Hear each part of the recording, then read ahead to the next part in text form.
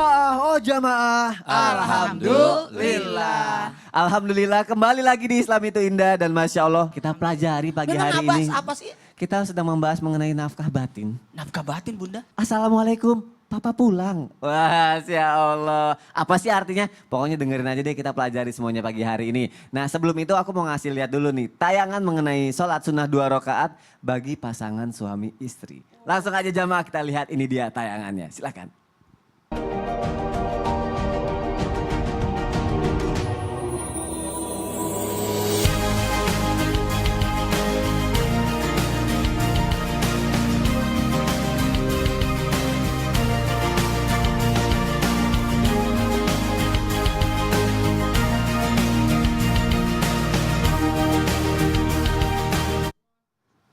Masya Allah, itu tadi modelnya ini teman aku itu baru menikah namanya Cuping Topan. Habib, Masya Allah.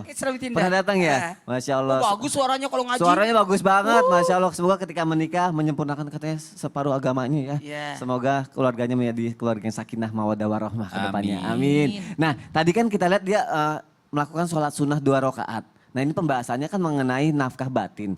Kalau benar nih Bib, ketika kita mau melakukan nafkah batin itu, kita harus sholat sunnah 2 rakaat. Nah ini baiknya ini ketika kita baru mau menikah, baru setelah menikah, atau ketika sudah lama menikah juga baik untuk melakukan itu. Mohon penjelasannya Habib Muhammad Syihab. Pertama riwayat daripada Abu Sa'id Maula itu ketika beliau ingin mengadakan suatu pernikahan ketika mau akad nikah, beliau mengundang beberapa sahabat seperti Abu Dzar, seperti Sa'id Al-Khudri, seperti Hudzaifah mengundang.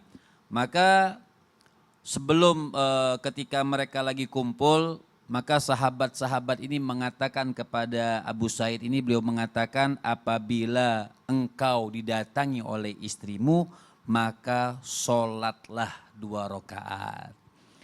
Kemudian riwayat juga dari yang lain, dari salah satu sahabat, beliau mengatakan apabila datang kepadamu atau menghampiri engkau istrimu, maka suruhlah dia sholat di belakangmu 2 rakaat. Ini riwayat yang menguatkan. Bahkan di dalam kitab Al-Imam Nawawi Al-Jawi, di dalam kitab Nihayatuz Zain, itu dikatakan yusannu, maka disunnahkan. Lailatuz Zafaf artinya malam pengantin, Zafaf itu pengantin. Disunnahkan apa? Disunnahkan untuk tusannu hadhihi sholah lailatuz zafaf. Artinya disunnahkan ini sholat 2 rakaat malam pengantin atau buat orang yang pengantin baru disunnahkan untuk melakukan sholat 2 rakaat seperti ini. Bagaimana tata cara niatnya? Usolli, kalau misalnya malam boleh usolli sunnata lailatiz zafaf. Raka'ataini lillahi ta'ala. Dan disunnahkan berjamaah. Oh berjamaah. Jadi istri di belakang kita disunahkan berjamaah, kita baca niatnya usolli sunnata lailatiz zafaf raka'ataini lillahi ta'ala. Aku sunnah sholat malam pengantin baru karena Allah subhanahu wa ta'ala. Adapun surahnya seperti sholat sunnah-sunnah yang lain, setelah niat ya baca Al-Fatihah.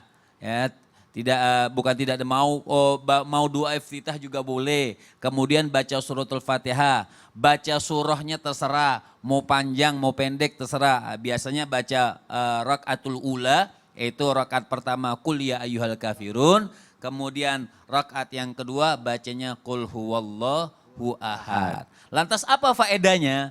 Ini faedahnya diantaranya yang melakukan sholat sunnah ini menambah keharmonisan. Dan habis sholat disunahkan baca seperti doa yang sudah dibaca oleh Ustadz Maulana. Allahumma inni as'aluka khairaha wa khaira ma jabaltaha alaihi wa a'udzubika min syarriha wa syarri ma jabaltaha alaihi. Itu sunnahnya dibaca. Nah ini menambahkan keharmonisan, menambahkan kenikmatan, menambahkan doa, menambahkan semuanya ketika kita melakukan sholat. Nah pertanyaannya, apakah cuma malam pengantin aja? Atau setiap saat nih Bib? Kalau ingat, ya, artinya boleh, artinya memang yang sangat disunahkan sholat, tapi kalau doa terus ya. Doa ini terus ketika kita berhubungan nanti dibahas oleh guru-guru kita, doa-doa yang dibaca sebelum melakukan hubungan kepada istri kita. Tapi artinya apakah setiap ingin berhubung melakukan sunnah tidak dilarang? Boleh saja untuk menghafal atau ya Allah jadikan hubungan ini hubungan yang baik supaya tidak, kan terkadang maaf, jin itu terkadang suka mengikuti, mengekor ketika seseorang itu ingin bersetubuh dengan istrinya. Makanya dengan sholat atau dengan doa itu menghancurkan mereka dan tidak menitiskan daripada air mereka kepada keturunan-keturunan atau anak-anak kita. Tapi kalau nggak hafal niatnya tuh pakai bahasa Indonesia nggak apa-apa kan, Bib? Boleh. Padahal kan kita udah stres tuh, udah hafalin ijab kabul aja stres deh. Ini mau ngafalin niat ini lagi Ya, nih. boleh Gitu. aku niat sholat malam pengantin baru 2 rakaat karena Allah Subhanahu wa ta'ala. Tapi niatnya di dalam hati, dilafatkan sunnah. Masya Allah, jazakallah khair Bib. Semoga bisa menambah keharmonisan juga suami dan istrinya. Dan mungkin lebih baik kalau dilakukan ya ketika awal baru pengantin baru ya Bib ya. Betul. Masya Allah. Baik. Biasanya bacanya sampai gemeter-gemeter. Saya gitu. gemeter. Dan biasanya kalau untuk pengantin baru bacanya pasti yang ayat-ayat pendek aja dulu kali ya. Ya. Masya Allah. Baik, akan kita lanjutkan lagi jamaah. Ini pertanyaan yang sebelumnya udah aku tanyain tapi belum dijawab sama Ustadz Maulana. Karena Ustadz bikin penasaran, pasti jamaah juga penasaran. Benar gak sih laki-laki itu harus berhias dulu sebelum bertemu istrinya untuk memberikan nafkah batinnya. Nah, berhiasnya seperti apa Ustadz Maulana? Mohon penjelasannya. Izin Habib, izin Bunda. Bismillahirrahmanirrahim. Jamaah. Yeay. Oh jamaah. Yeay. Alhamdulillah. Lillah. Benarkah seorang laki-laki atau suami ketika hendak memberikan nafkah batin kepada istrinya diharuskan berhias dulu? Seperti apa berhiasnya? Nih caranya. Berhiasnya mohon maaf sebaiknya ketika engkau mendatangi pasanganmu dalam keadaan engkau memperbaiki diri. Kalau perlu berwudu dulu. Kalau Nabi kan melakukan 3. Berwudu, bersiwak dan pakai parfum. Jadi Nabi itu rapi. Nih buat yang di rumah, kenapa laki-laki berhias? Kelamaan. Tidak, justru itu menambah apa? Menambah kemuliaan, tidak menghinakan pasangan. Nabi tidak setiap mau balik ke rumah beliau, Nabi itu mandi di sumur Abu Talha. Di sumur Abu Talha, kalau sekarang sudah masuk area masjid, itu ada di pintu 22 ke 23. Ditutup sudah. Oh, aduh pernah lihat Udah juga ditutup, ya? Bib? Iya sudah. Udah ada di lantai. Jadi kita biasa lihat di situ. Mohon izin, muliakanlah pasangan dengan tidak menghinakan atau apalagi menyakiti. Ayo sini, tidak bisa begitu. Kalau perlu bujuk. Assalamualaikum. Assalamualaikum. Coba kau harunya. Ih kakak ganteng sekali. Gitu kan? Yeah. Wah, tumben mau kemana? Aku mau ke dirimu. Iya. Kan gitu.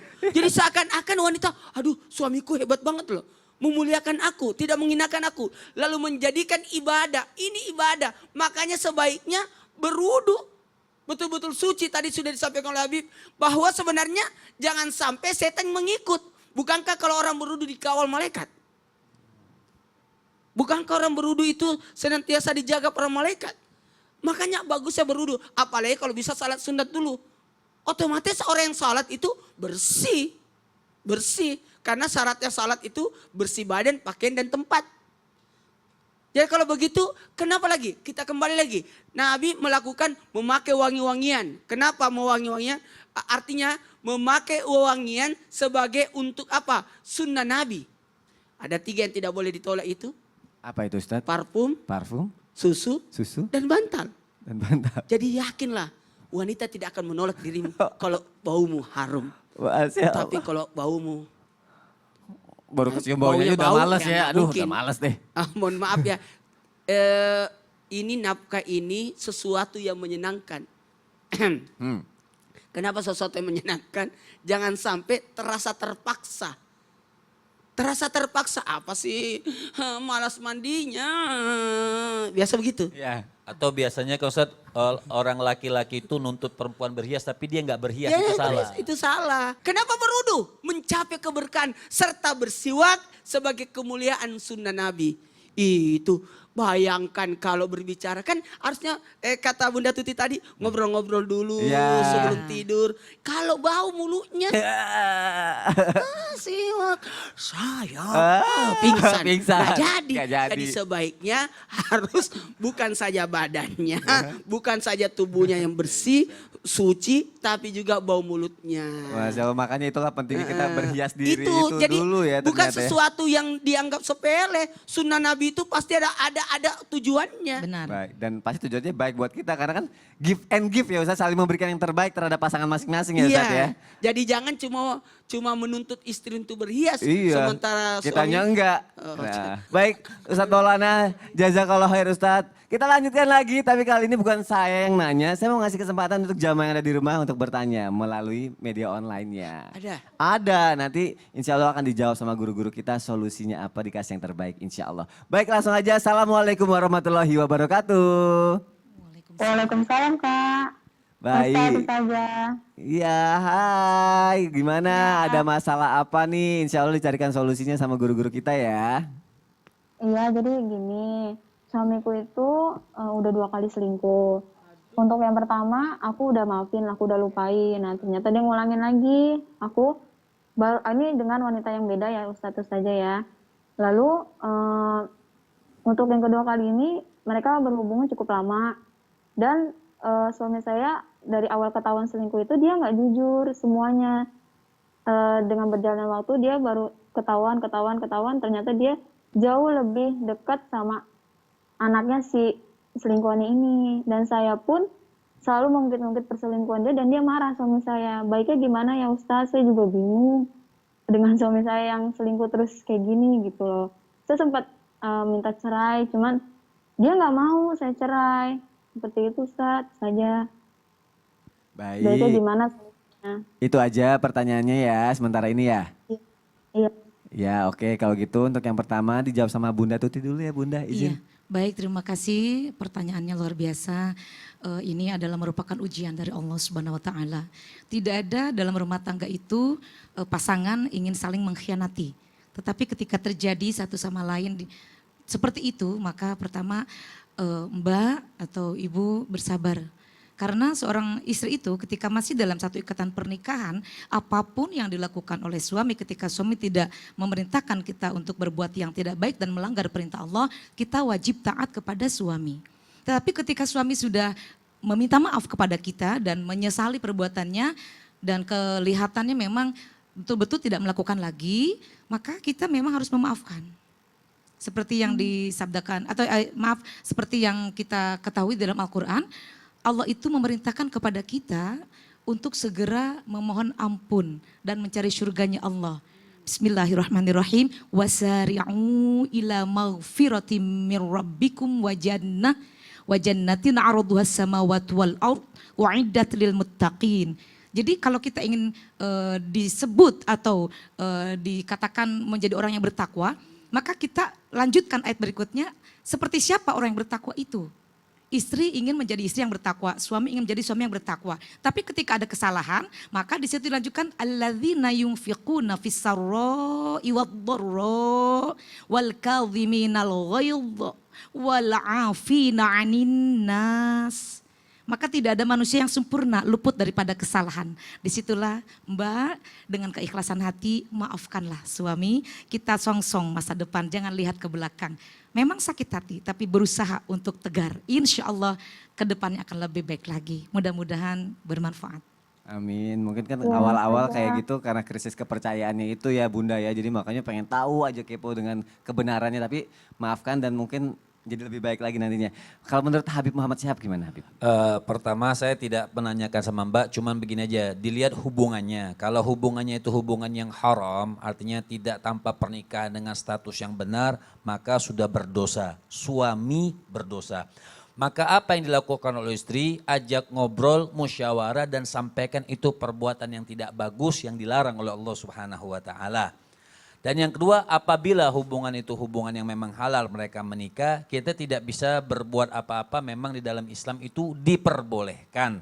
Di dalam Islam artinya begini, jadi bagaimana sikap wanita, bukan berarti seperti Islam ini kan kita membahas sekarang ini wanita ini diangkat oleh Islam dengan setinggi-tingginya.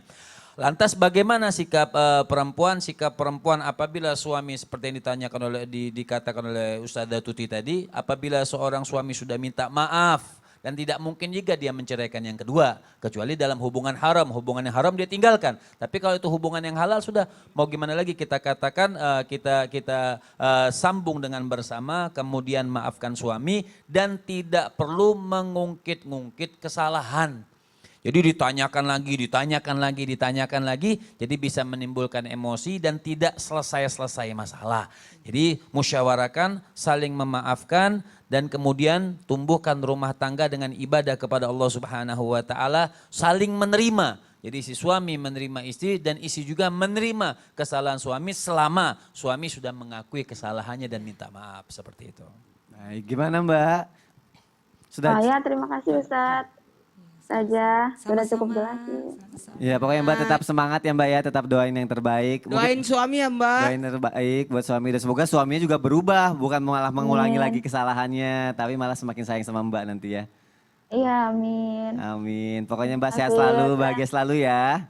Ya, assalamualaikum. Waalaikumsalam warahmatullahi wabarakatuh. Baik, terima kasih yang sudah mau curhat di sini. Insya Allah jawaban dari guru kita menjadi solusi terbaik juga. Dan akhirnya untuk jamaah yang ada di rumah juga menjadi, oh ini pencerahan yang baik nih buat kita. Jadi kita tahu harus bersikap seperti apa nanti ke depannya. Nah ini ada satu lagi pertanyaan jamaah. Ini harus aku baca nih, aku gak boleh tanpa melihat skrip. Ini karena pertanyaannya aku takut salah. Jadi aku baca aja, aku mau tanya ke Bunda Tuti. Boleh Kak Soni. Bunda, udah aku catat Bunda Baik, pertanyaannya. bismillah. Benar gak sih Bunda ketika hendak suami istri melakukan nafkah batin, Iya. itu tidak boleh dalam keadaan tanpa busana. Karena nanti di situ setan akan ikut dalam hubungan itu Bunda. Oke, baik. Sebetulnya ini ada dalam hadis Rasulullah Ya. SAW.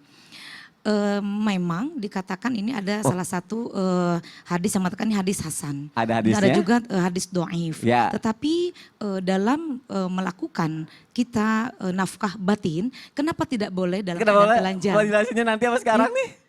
Nanti Nanti aja ya. ayo Kak Aku Soni sudah penasaran. siap-siap mau jawab. Jamaah juga ini. penasaran. Aduh. Jamaah jadi penasaran. Deg-degan nih Masya dengan Allah, jawabannya Kak Soni nih. Kalau gitu jangan kemana-mana jamaah. Tetap di Islam itu indah.